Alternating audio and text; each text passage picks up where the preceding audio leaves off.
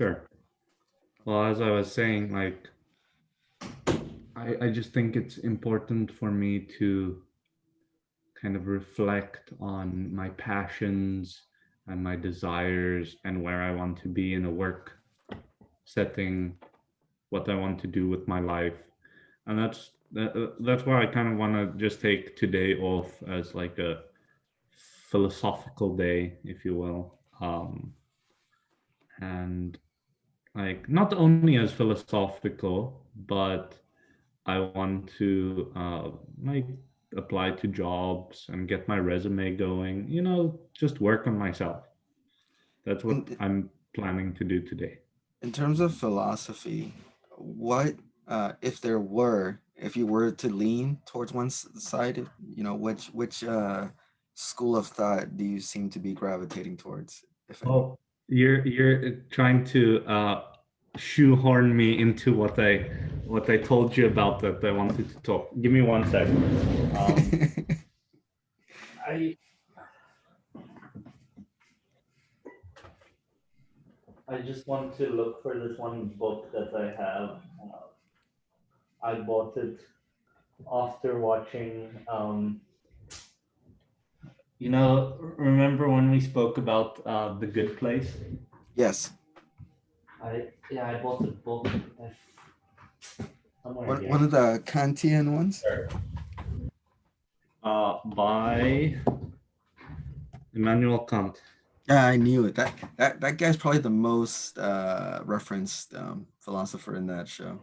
That Well, dude's he's not just a prolific. philosopher. He's like, well, yeah, philosopher, but I've I've spoken about Kant and Hegel so much in politics. It's crazy. Oh, interesting. So they like in what terms though? As in how politics are shaped by the society that uses them, or the other way? Um, it's kind of I remember seeing it in theory and also like in regards to like using their ideas Yeah. Okay. to shape our own opinions on a certain topic.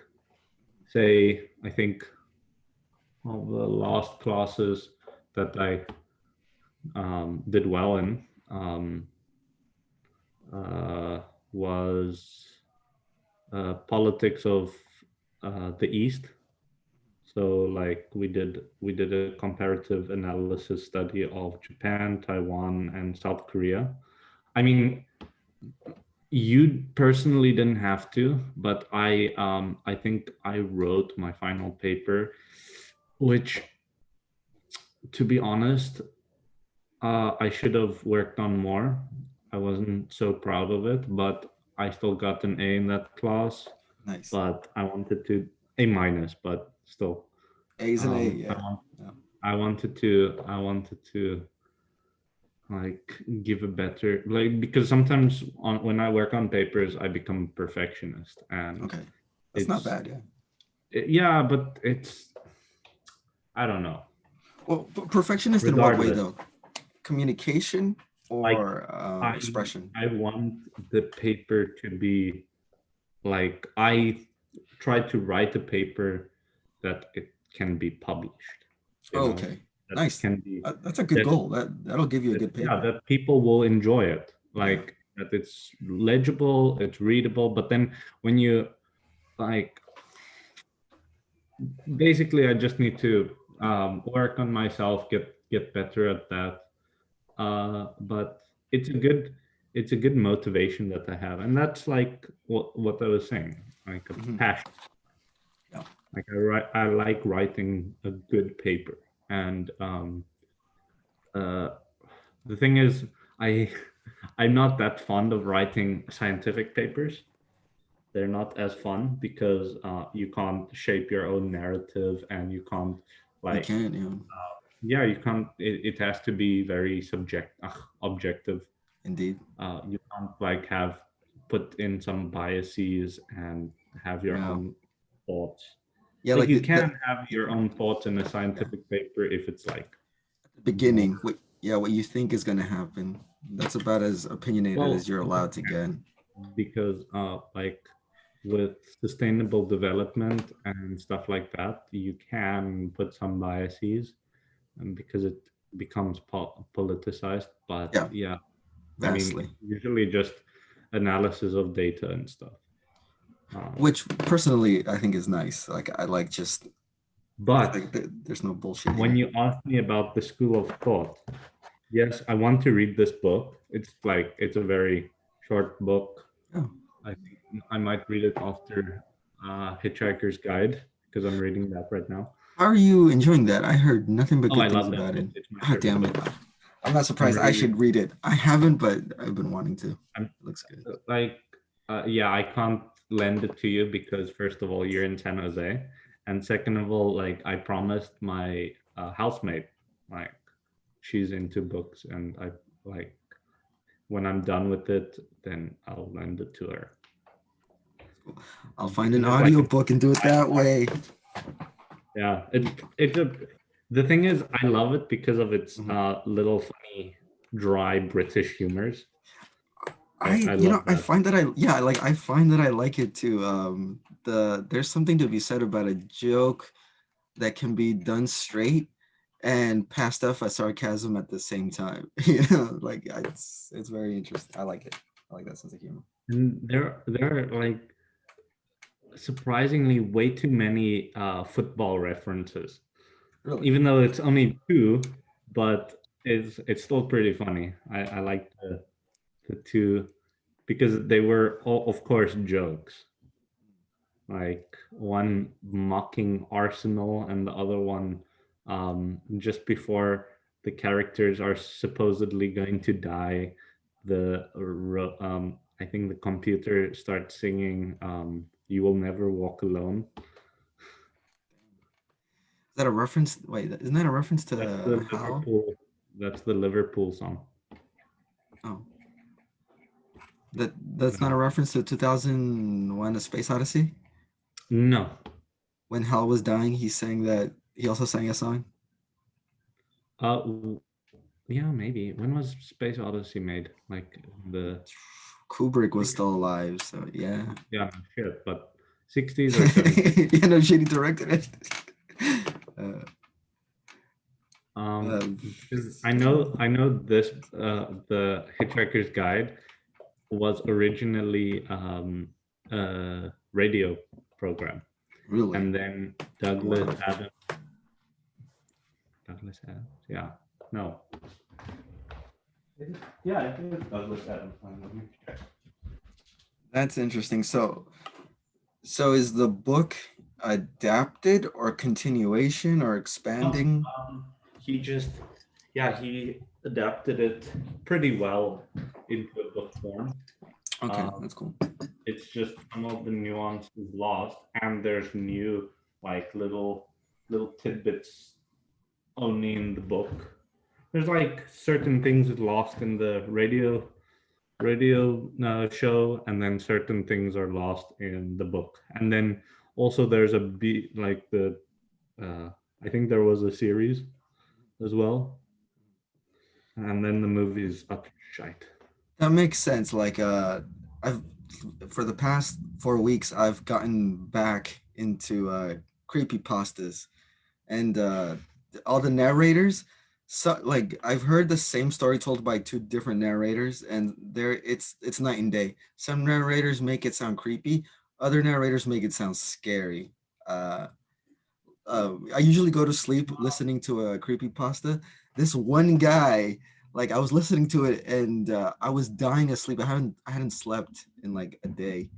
um but I kid you not, I was just lying in bed completely dark listening to this story, completely like sucked into it, you know, like I can't go to sleep, I Yeah, need it to reminds me listen, of like just what masterful. Alfred Hitchcock said Mm, about like color and tone.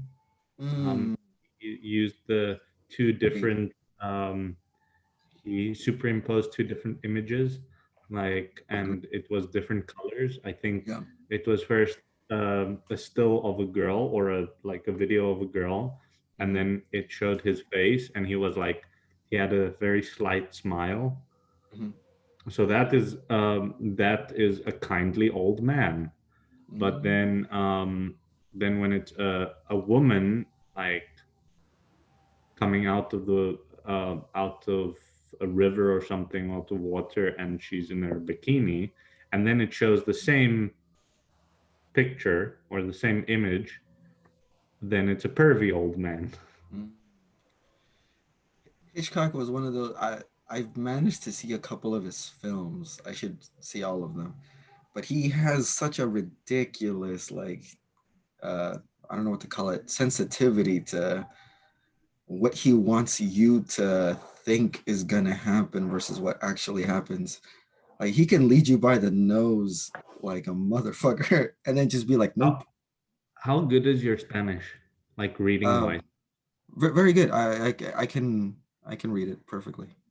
I think on YouTube you can find the movie Stalker for free.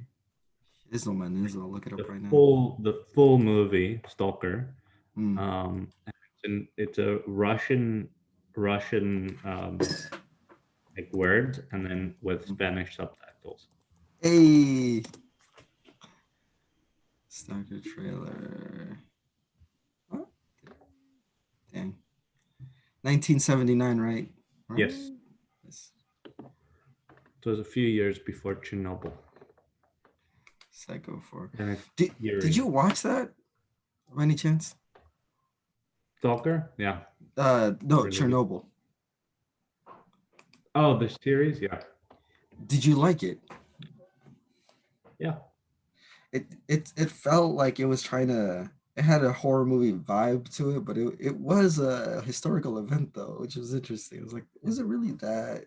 Yeah, I could well, swear I yeah, of course. saw some supernatural like event coming. I was like, okay, so they just opened a portal to Cthulhu's realm and something else because it made it seem like something like that was gonna happen, but it never did. It was very political It's too. it's scary. Yeah, I yes, it mean, did. it because like um yeah, there's video games based on the movie Stalker, Mm. and then it also takes Chernobyl, like images of Chernobyl, and it's so fucking creepy. I think it's a 2000 and early 2000s game, Ukrainian game.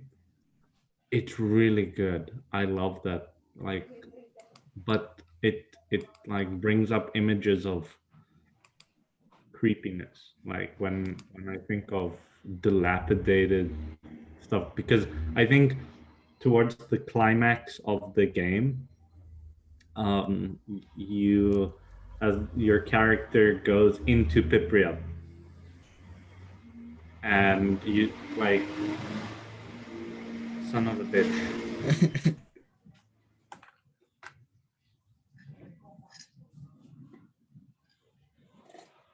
Mm.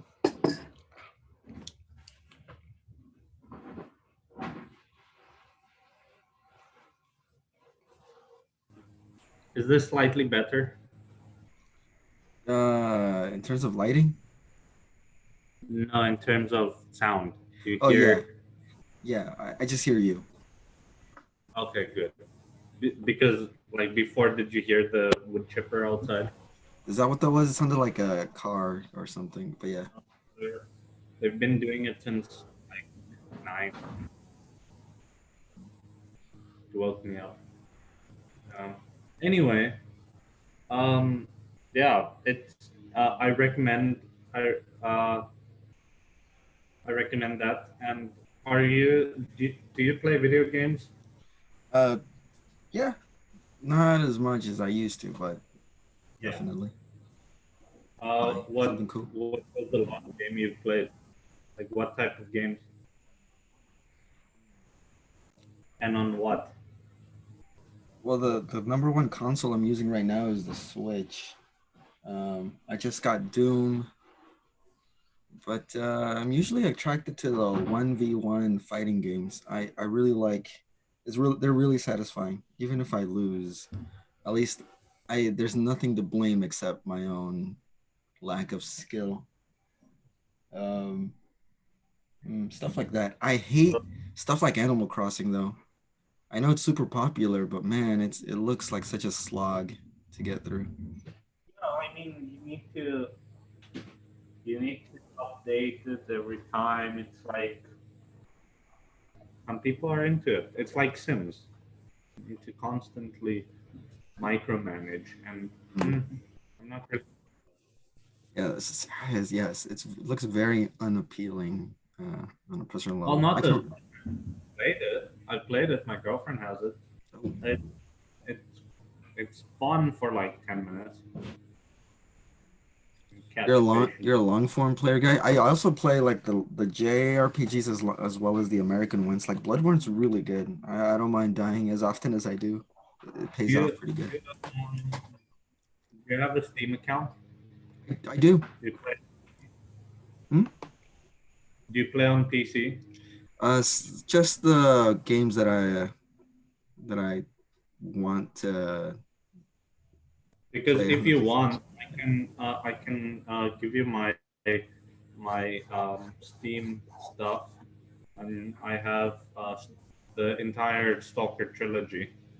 Oh, Uh, for shiz of mine as well. That sounds cool. Yeah. The only games I have on Steam are just like Cuphead and Dragon Ball Fighters, and I think Hollow Knight. oh, nice. Hollow Yeah. Knight's surprisingly deep, actually. Like the Shadow of Chernobyl is the best game. It's really good. The others are kind of lame, Mhm. but Shadow of Chernobyl, and then people add mods to it, and ooh, it goes off. Anyway, what I What wanted to genre? Just it's an FPS, but it's okay. an RPG because it's Okay. in FPS mode. Mhm. But yeah, it's basically an RPG, and it's a survival RPG. So you have a health bar. There's no regeneration, and there's things like because it's in like the zone, there are radiation things. So you need to always be careful of radiation poisoning. Mm. There are multiple factions. Um, there's people that you can kill. There's a loot system. Only shit is that like sometimes it's so rigged. Like you need to sell thousands of guns in like shitty guns that you pick up in order to buy a really nice one. But I mean, Makes sense. Okay. you and there's also wear. So like the longer you use weapons or things besides your knife, like it it becomes less quality and like it's worth decreasing and it doesn't shoot as nicely, it jams Mhm. and so yeah, and then there's mutations of animals. There's also a part where there was zombies. It sounds a Kind little bit like Silent Hill, the first one. really. Pretty much what you described, yeah. Except that the monsters in Silent Hill are based on psychological trauma to a little girl. So Hmm. you'll run into like a weird monster that looks like it's struggling to stand. That's because people would force themselves on her, and the monster reflects that. It's interesting. If you ever get a chance, it's a I've, PS1 game. You can play it on your phone. You know, through an emulator if you ever feel like doing that. Because you know the secret ingredient to most fun things in life is crime. A little bit of crime in there. yeah. But you And were saying we digress. Uh, yeah, going we back were to leaning uh, towards Kant. yeah, just let me know and I can give you my Steam info. Mhm.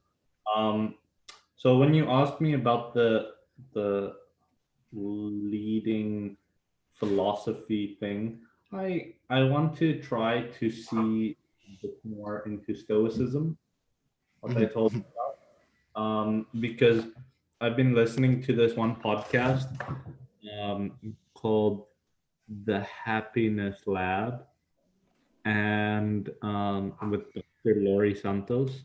Mhm. And it's a podcast that I think started last year, where a professor from Yale, she she's making this podcast, and she's a psychology professor. I recommend it. It really helps just see things in a more clearer way, even though sometimes like the keys to being happy makes total sense. Get enough sleep, eat healthy, blah blah blah blah blah. But then they have like case studies, and they provide empirical evidence and stuff like that. And I do recommend it.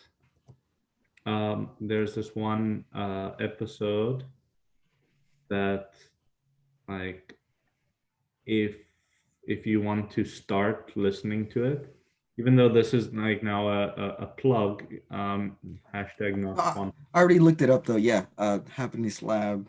Uh, Yeah. so yeah, just um, let me know where to go. there's an episode called, it's a bonus episode, Hmm. because it was during the beginning of COVID. Hmm. And the first episode that you should listen to is Rising to a Challenge.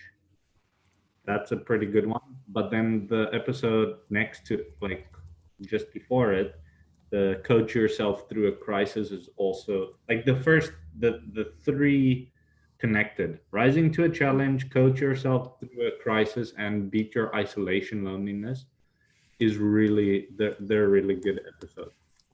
But Wow, you're not the kidding. Yeah, that Rising was to like a Challenge, episode 3. Yeah. yeah, that one talks about stoicism, more in a general way, like just in a good way. And like when you said that it's not about speaking, that's not true. Mm. Um, because like I there, yeah, I took some notes all on stoicism. Nice. So yes, it, because like when one is considered stoic, then usually you're unemotional. You don't let, you're not showing anything. You shut yourself out from the world. Like that that word kind of pisses me off, Mm. because like simply because when I was in high school, we were supposed to read the Hunger Games for like English class. And my English teacher, she was super into that book. And I mean, since I was still a teenager and young adult fiction was the in thing, uh, Right? yeah, I read it, but holy shit, the first book, it uses the word stoic so much. Mm. Like to this, I hate it when a book uses a thing repeatedly. And in The old that book, tell don't stoic, show. That's what it was yeah, doing. Yeah. because I remember there was this one author who promoted a book at my school and gave us all free. It was a pretty interesting book. Mm. He gave us all free copies. It was some book about like going in future and climate change, and uh, then they go into the past or some bullshit. Basically, Yeah. yeah, I read it when I got the book, like in 10th grade or ninth grade. And then I tried reading it again after graduating from high school, or like in 12th grade. Just a 2 3 year difference. And holy shit, it annoyed me so much that I couldn't get past like chapter 5. Okay. And the chapters were short. Um, Damn. so yeah, stoic, like being stoic, I feel is a word that, especially in the Hunger Games, was it like depreciates what stoicism is. And like Stoic, yeah, the connotation would be like you're unfaltering, not showing emotions, very like self isolation, building walls around you. That's kind of what you think, right? Yeah, classic stoicism. You're like, no. Well, yeah. Stoicism, like it's more of a uh, philosophy of tolerance and self control, and the word stoicism comes from the stoa peicule. I'm probably butchering that, but apparently it came from like 200 BC. There was some merchant guy who lost everything. He got shipwrecked and stranded in Athens, I think. And then he like decided to go to the philosophers at the Acropolis, and like he implemented his own thoughts onto their philosophies. And yeah, so and the Stoa Peicule is like just a building where Stoicism was preached, because um, I think back then a shitload of philosophers would just speak to the crowds, and then people who think this is something interesting to them, then they would follow. That's how I think it generally worked back then. But yeah, so it's it's not just about being calm under pressure and controlling your emotions. The Stoics believe this is the important thing about Stoicism. Stoics believe that there is a universal cause and effect. So like um, everything that happens happens for a reason. There's yeah, cause and effect. It's a rational structure of the universe. Um, That's a big and- assumption, though. well, how would you say that's a big assumption? First, I want to Uh, hear what no, just assuming that the universe is able to be structured rationally. I wouldn't say. I wouldn't say they assume everything in the universe is structured rationally. Mm, I just think. I think because I think what it means more, because right, the basis of Stoicism came from ancient Greece. So back then they still weren't fully aware of the expanse of the universe. okay, Maybe they thought about it, but mm, I think universe in this sense is like just as the their word life. universal. So life in general. Yeah. You know? Still So disagree that that's not structural rationally either. Come on, like, well, yeah, but I mean, like, of course, there's always chaos that happens. There's always chaos in the system, but um, I think they choose to believe in that. yeah, So exactly. Yeah, it's a choice they to choose to believe that. believe, they choose to believe it, so that like it becomes, I guess, easier. But anyway, the rational Sorry, structure yeah, of the universe mhm, is logos. Logos. it's a good one. So uh, I remember in the podcast episode, it, he this wait. Let me first finish with my notes, and then I'll give some examples. Um, so it's not Stoics don't imagine an ideal society. They pursue self improvement in the world as is. So even in a broken world, you try to seek your own self improvement while uplifting others. But it's not. it's not a power of positive thinking, it's more of a like understanding realistically the world is broken, and only you through your own willpower can like get through to something, get do something. So they have four cardinal virtues. It's practical wisdom, so that's like just knowing what to do and what not to do, like what the um, cause and effect events would be. Then there's the temperance, which is basically self-restraint and moderation.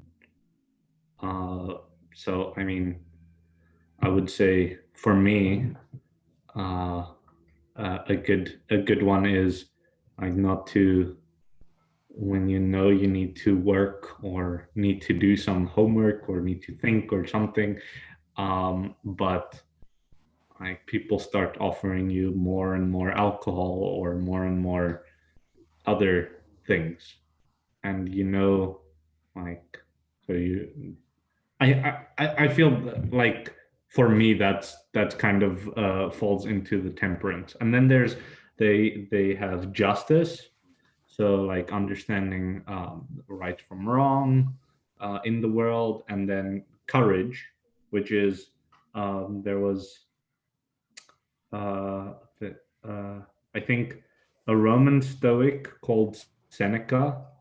Yes, heard. He said that facing everyday challenges uh, is in itself courageous. Just being alive every day is requires some sort of courage.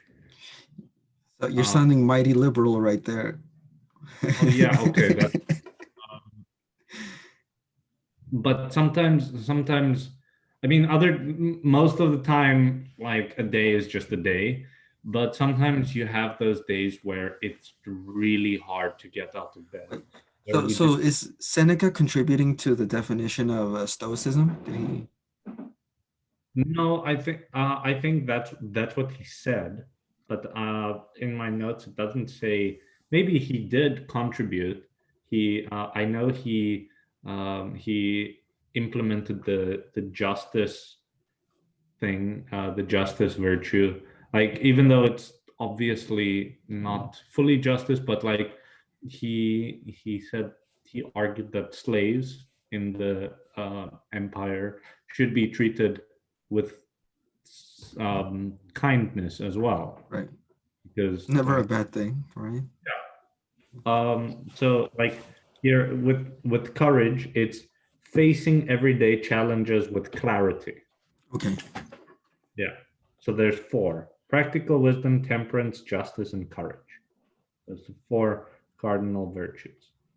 And it does not preach passivity.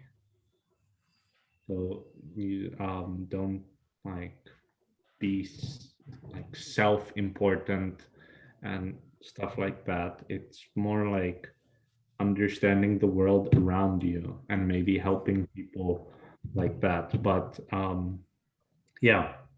And then apparently also in from my notes there was some Marcus Aurelius Uh, journal.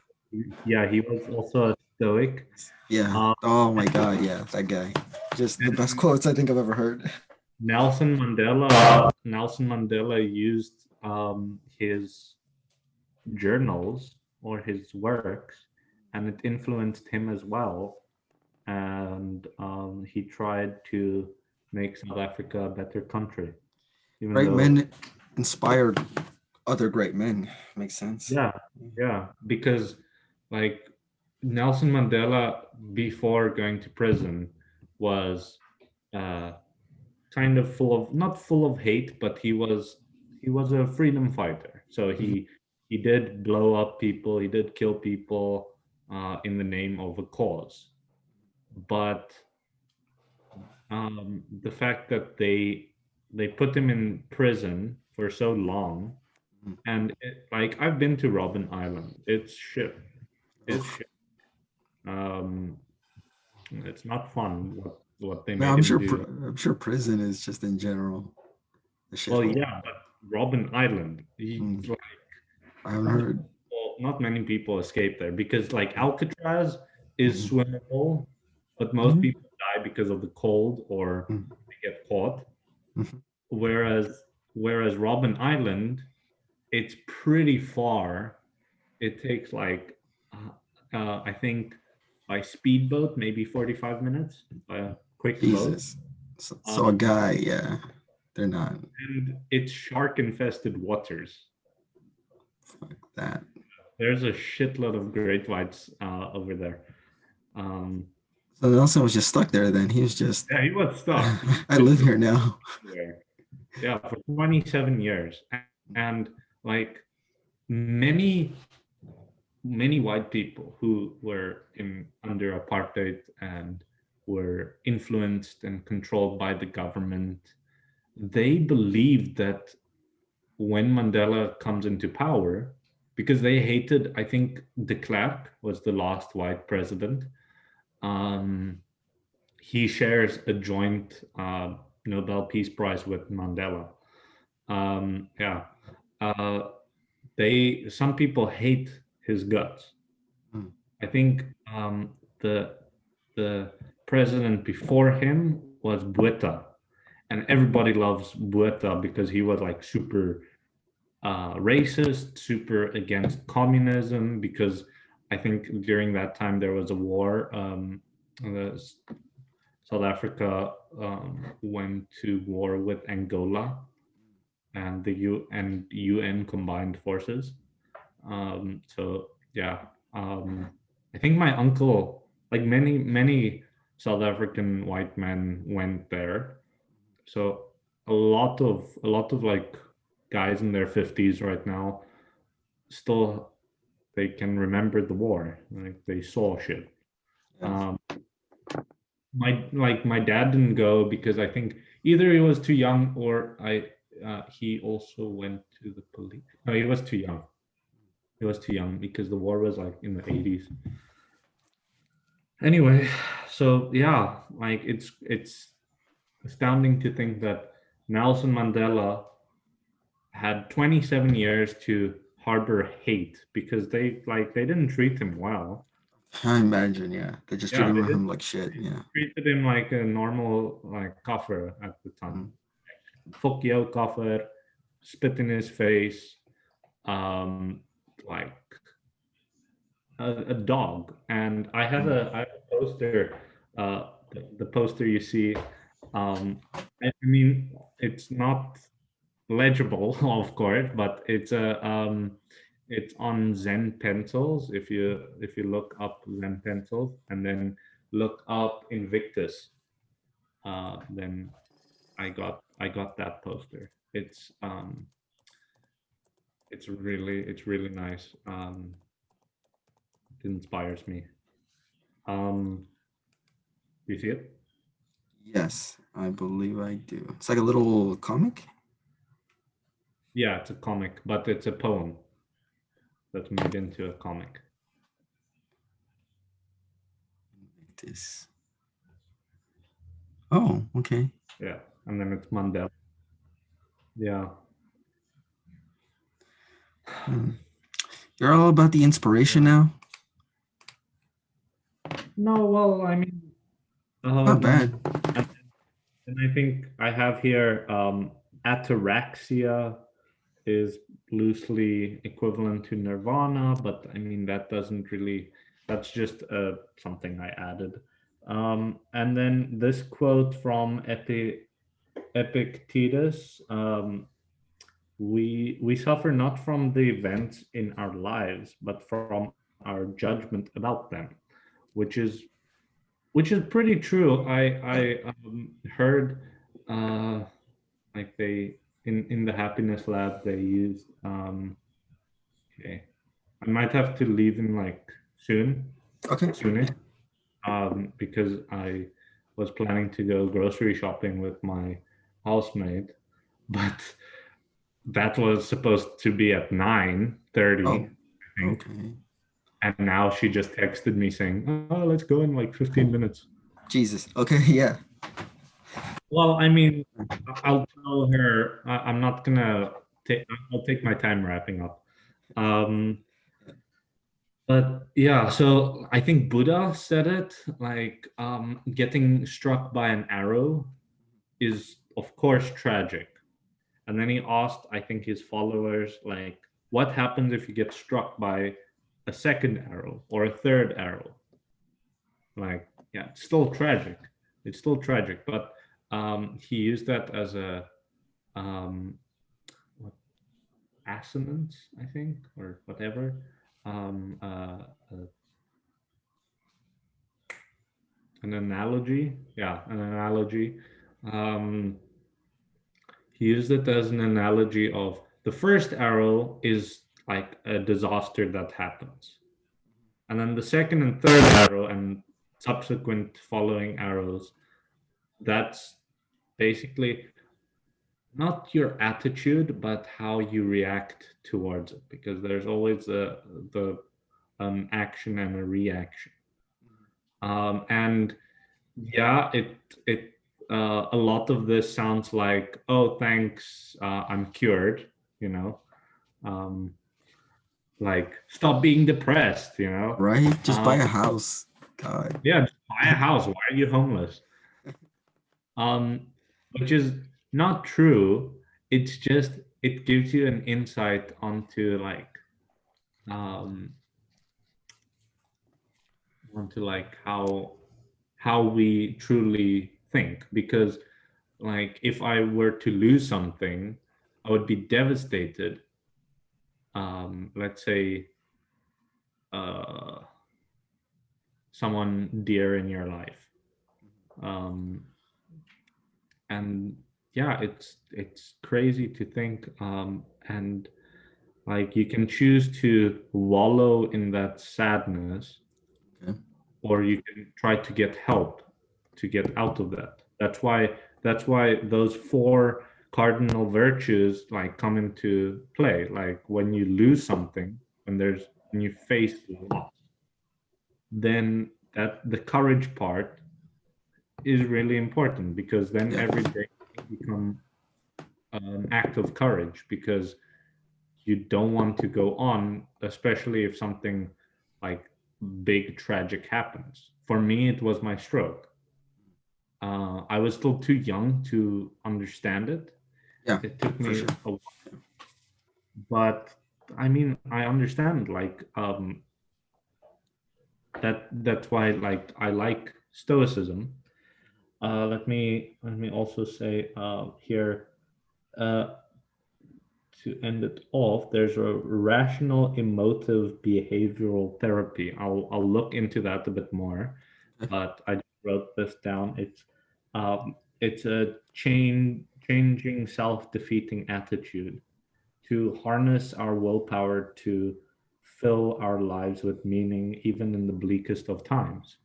And that came from, I think, I didn't put it in the notes because I couldn't catch his name, but it came from a Jewish survivor of the Holocaust.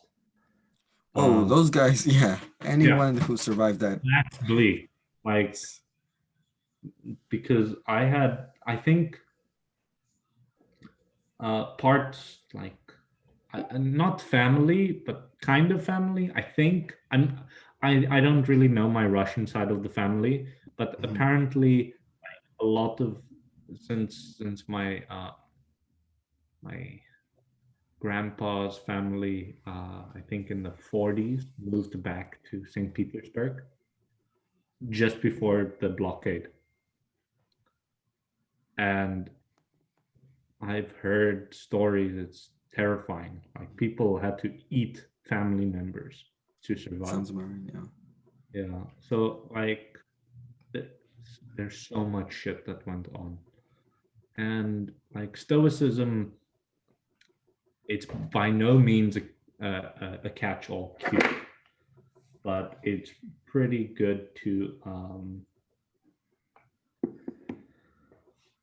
just implement into your life. It You know, helps. it sounds like it's trying to give meaning or positive meaning to what may be perceived as a negative event.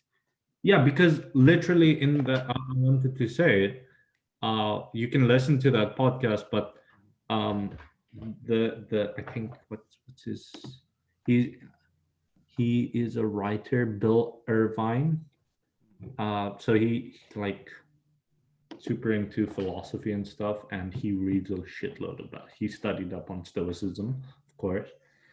Um, he said that he implements a practice of negative thinking because power of positive thinking, they said, is bullshit Yeah, because agreed. uh, Sorry, I just got it. Yeah. because you're constantly visualizing an ideal world, an Mm, ideal self, and then once you do not reach that point, then disappointment. it just leads into depression. Yeah. Whereas with the negative thinking of that Irvine said, Mhm. um, You're pleasantly surprised. no, like what I was saying, he imagines, but not dwell on loss.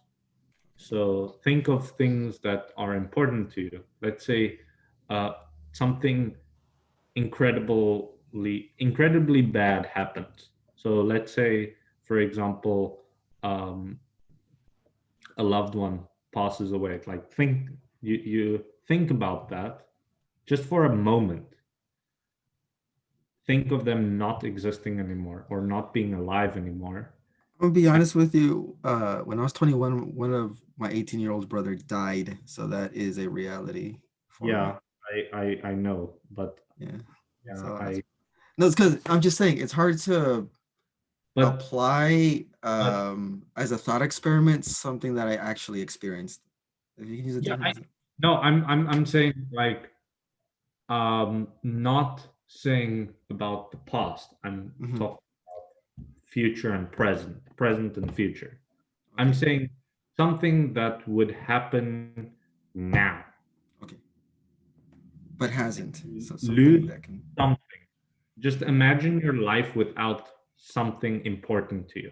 It doesn't have to be a loved one. It can be your, I don't know, your fucking car.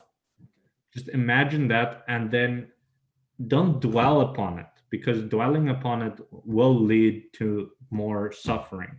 You don't want to suffer. You just want to think like how lucky and how grateful I am to have this these things. I know that it's hard, especially after like loss, because yeah, I know I've faced not similar but different loss, and it it sucks. But if you instill those virtues, those cardinal virtues, then it can help to move on. I don't think Stoicism is a self-centered philosophy. I think it sounds just like a watered down version of my personal favorite philosophy, which is cosmic nihilism. yeah, cosmic night. I think I saw this one YouTube video by do you know Goussard? Yes, I love those guys. Amazing. I love them. It I was love all their videos. Yeah. optimistic nihilism. Yeah. Yeah, That yeah, oh, everything they put up is just gold. I like to watch it. It's amazing. I even like where they put out the video that fact checked themselves. Oh yeah, that was cool. Yeah, I was like, they even put away one of their own videos right after fact checking. It's Yeah. like we recognize our research wasn't that great in this. No, it's still viewable, Hmm. but they demonetized it, and I think you have to like look through the channel itself. It won't get recommended ever. Yeah, uh, I believe it's their Facebook one. Apparently, right? I think no, or Mm, No, I think it's more like it's a more politicized one. Mm. Well, yeah, no, you're right. That Facebook one is actually just criticizing the Facebook algorithm, how they steal videos. But yeah, I like everything they put out. They're my favorite is either their genetic modification video or their Fermi paradox pair of videos. That one's really interesting. But I am definitely uh, this sounds just like a more positive spin on a cosmic nihilism take, I don't want to put it because this as gives positive, meaning. but yeah, it gives meaning. That's Like, positive. yeah, Meaning will save your life. yeah, it does, Yeah, and it also recognizes that like it's hard. Life hmm, is hard, indeed. and like some people go through things that suck ass, and like and for years after the fact, then you just feel empty. I don't feel like uh, there's emptiness. It's more like if nothing is on purpose, then why not have a good time on your way through this More cool. accident? Yeah, I mean, you know, I think I'm one of those contradictions where I'm surprisingly conservative in my like freedoms that I take. It's not like I'm gonna go out, you know, get uh take some acid and some Molly and then get in an orgy. It's like I don't find that appealing at all. Um, but I do find my interactions with people extremely like I don't know, something about the humans. Rewarding. Yeah, like it's very it's like okay, this is I extract enjoyment from seeing how people uh, justify their positivity. I guess if that makes sense. It's like, okay, whatever Some it people takes. naturally happy. Yeah, man, what's up with that? What's with those freaks of nature? But I mean, shit. Like, think about Job in the Bible. Like, I never think like out of all the people from the Bible, I think of Job and Joshua. Joshua because no, not Joshua. Sorry, Joseph? Yes, Joseph. I think Mm. more of Joseph. Joshua because I read the book of Joshua, but Ah, I mean, nice. like Joshua was pretty badass though. Yeah. It's funny you mentioned that. Men circle a city for 7 days and 6 nights, and then circumcising them on the last day. Hell yeah, that's a Chad move. Uh, I have gotten knee deep into biblically accurate angels. Those Oh, things are horrifying, and I yes, love it. I recently rewatched Neon Genesis Evangelion, Mm. and holy shit! I because Oh, I never finished the series. I mm. never finished it because it got too metaphysical for me. And And right? Like what dude, even? fucking, I tried watching the movie Mhm. End of Evangelion, but kind of lame compared to Yeah, the the series. Yeah. like it's different. Like the timelines are completely different, out of whack. It doesn't make sense. But No, and that kind of storytelling just takes time. There's no way to rush it at all. yeah, oh yeah, because fuck everybody going right reverting back into a primordial soup. Mm. Consciousness is kind of a thing, but not really. It's like whoa. Hey, consciousness is one of those mysteries. We don't know if it's intrinsic or emergent to our brains or yeah, to life in general. Well, uh, there's this one excerpt from the Hitchhiker's Guide that will I can read to you, like Uh, as a closing statement, if you want. Please, yeah. No. Okay.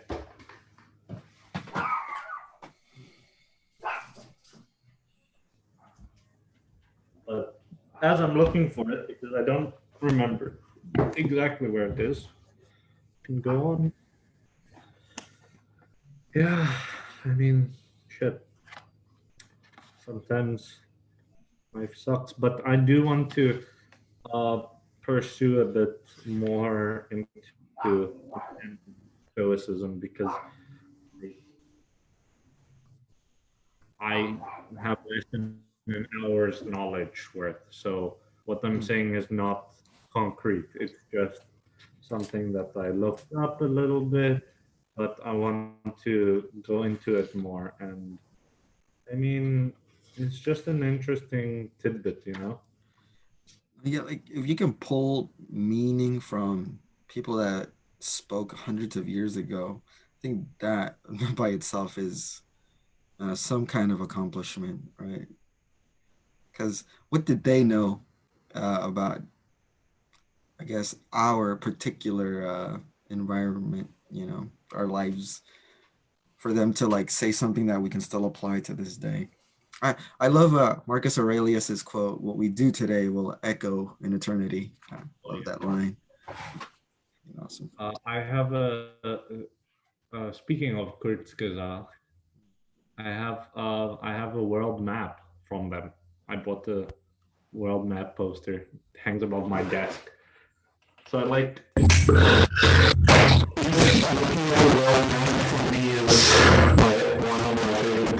Hey, the sound is just completely wow. You just glitched out of reality. You're, oh my god. Okay, are you touching your headpiece? Like it sounds. I have no headpieces. Oh, well, when you were wow. Okay, you were normal again, but when you were leaning back, it sounded like a glitch in So reality. if I'm back here, it sounds like a glitch, but Whoa, if I'm whoa. here, it sounds That more. that was normal right now. Try putting your hands back there. Maybe you'll get the same effect. How about now? No, it's still normal. I guess maybe it was just a signal thing. Yeah, I was like, what the hell? Right. When did she? What time did she text me? Oh yeah. Right. Here. Mhm. This is speaking about this fish. Um, I'm not even gonna describe it because you should read it. Anyway, the babblefish, said the Hitchhiker's Guide to the Galaxy quietly, is a small yellow and leech-like, and probably the oddest thing in the universe. It feeds on brainwave energy received not from its own carrier, but from those around it. It absorbs all unconscious mental frequencies from this brainwave energy to nourish itself with. It then excretes into the mind of its carrier a telepathic matrix formed by combining the conscious thought frequencies with nerve signals picked up from the speech centers of the brain, which has supplied them. The practical upshot of all this is that if you stick a babblefish in your ear, you can instantly understand anything said to you in any form of language. The speech patterns you actually hear decode the brainwave matrix which has been fed into your mind by your babblefish. Now, it is such a bizarrely improbable coincidence that anything so bogglingly, fuck, I hate that word, useful could have evolved purely by chance, that some thinkers have chosen to see it as a final and clinching proof of the non existence of God. Mm. The argument goes something like this: I refuse to prove that I exist, says God, for proof denies faith, and without faith I am nothing. But, says man, the babblefish is a dead giveaway, isn't it? It could not have evolved by chance. It proves you exist. And so, therefore, by your own arguments, you don't. QED. Oh Hmm. dear, says Bob. I hadn't thought of that, and promptly vanishes in a puff of logic. Oh, that was easy, says Man, and for an encore, goes on to prove that black is white and gets himself killed on the next zebra crossing. Most theologians claim that this argument is a load of dingo's kidneys, but that didn't stop Ulan Kolofid making a small fortune when he used it as the central theme of his best-selling book. Well, that about wraps it up for God.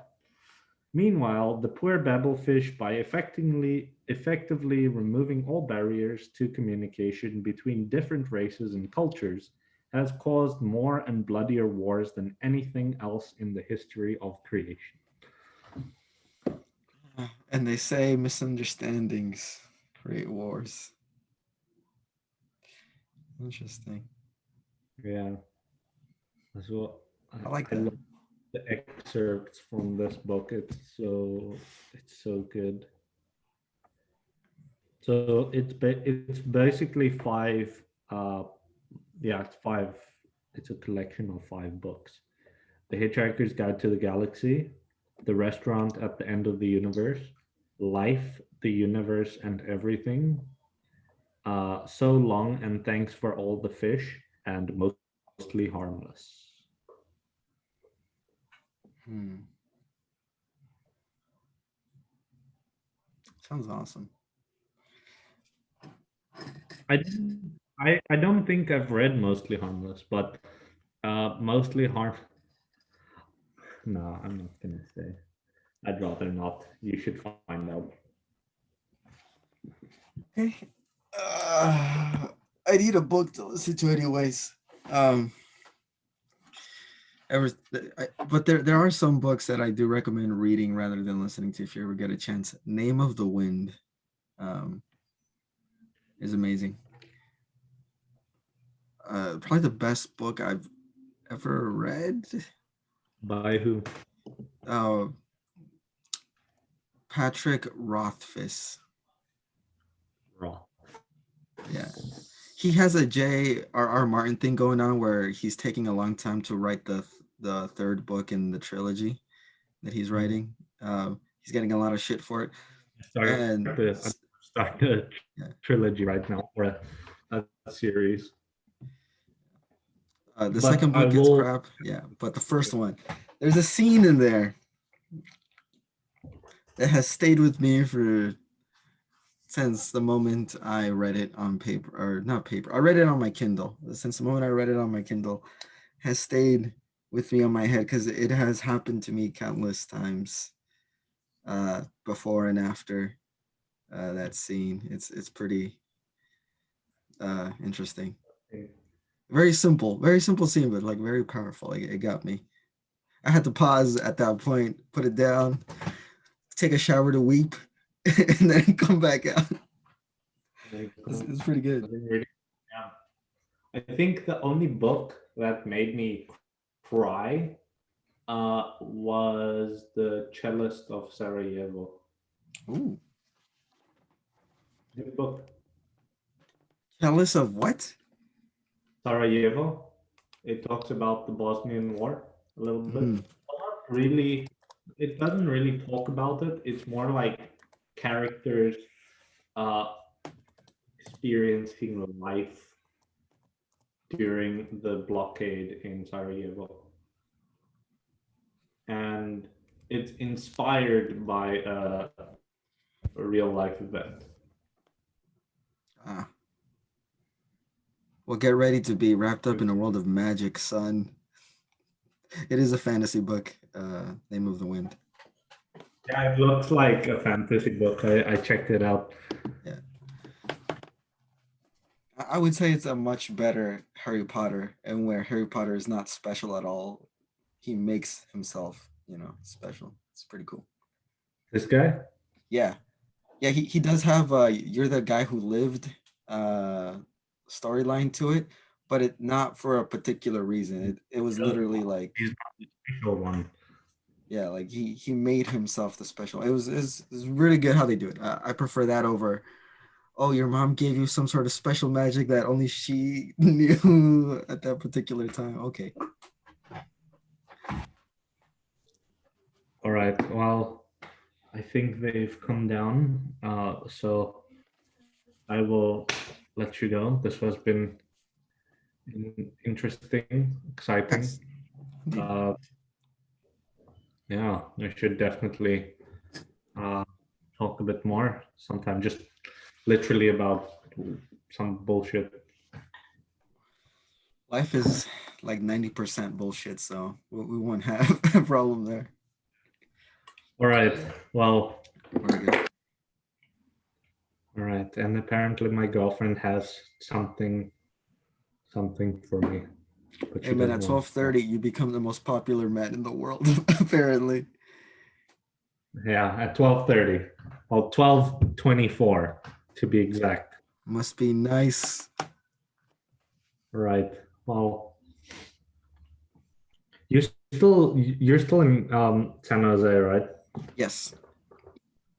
Are you planning on moving, staying, Not staying put? anytime soon. It's really hard to beat no rent. Yeah, that's true. No rent is really.